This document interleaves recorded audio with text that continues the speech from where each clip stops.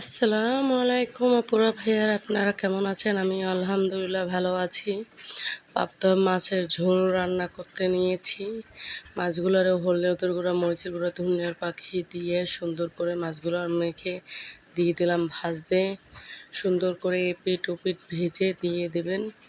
দিলাম মশলা কষাতে গেলাম। এখন মশলা কষিয়ে দিলাম পেঁয়াজ, কাঁচামরিচ, টমেটো এগুলো ব্লেন্ডার করে দিয়েছি।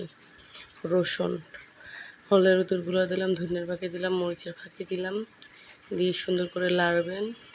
লেড়ে চেড়ে মশলাটা, যত তরকারির স্বাদই হলো মশলা কষানো। আপনি যত মশলা কষাবেন অত তরকারিটা খেতে ভালো হবে। তারপর এখন আমার মাছটারে উল্টিয়ে দিলাম।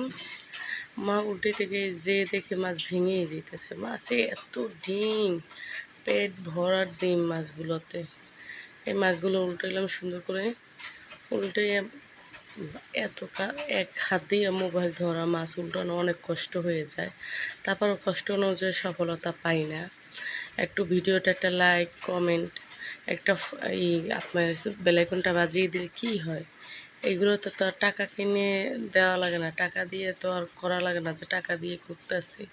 তা মাছগুলো দিয়ে দিলাম, ধনিয়া পাতা দিয়ে দিলাম। পরে ধনিয়া পাতা দেওয়ার পর একদম এই যে ফাইনাল লুক,